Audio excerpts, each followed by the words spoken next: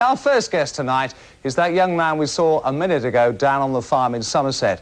Now, a few years older and certainly a lot more famous. He is Mr. Ned Sherrin. Lovely to see you. Have a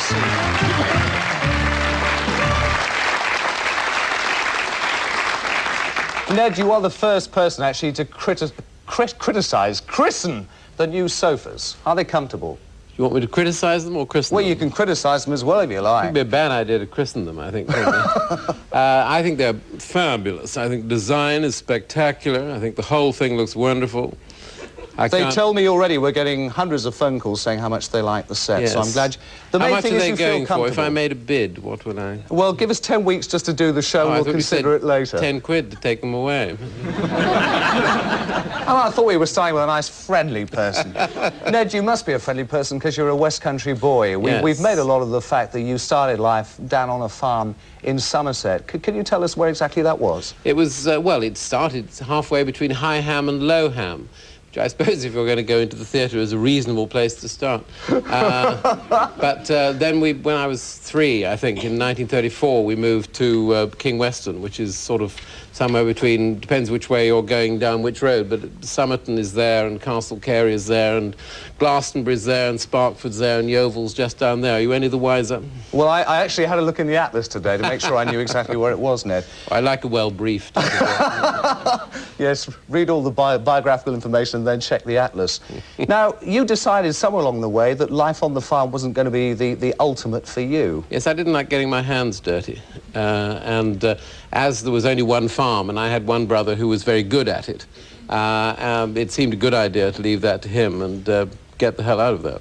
How often do you manage to get back there now? I used to be about once a year. He retired on Lady Day. You know when Lady Day was? No, when was Lady Day? Well, Lady Day is quarter day. A quarter day. 25th of March. There's another one come Michaelmas. There's one in midsummer, and there's one on New Year's, see? And anyway, he sort of retired on... he's doing absolutely nothing now, except... he's very good at... he's the better entertainer of the two of us. He does very good on-course commentaries. I think if anybody's going to the Cattestock Point to Point tomorrow, my brother will be giving his on-course commentaries at the Cattestock Point to Point. We got a picture of you and your brother when you were young. I don't think we got a picture of what he looks like now, but he was the older brother. He looks very similar. I've changed. You just now were drawing me into a question I was going to ask you. It's a phrase you use yourself, decountrification. When did this happen to you? Because you don't sound like a Somerset boy anymore. I don't know when the accent went. I can't remember ever having had one. The one thing I do remember is changing one word. When I was at school, I think we used to say garage. And then when I went to London or Oxford or somewhere, I realised that other people were saying garage. So I switched to garage. Then I went to America and I had to do television or radio programs, and if you said either garage or garage, they didn't know what you meant, and if you were hoping to get a laugh, that was no good, so you had to say garage. However, since I failed to make a successful career as an entertainer in America, I'm back to garage now.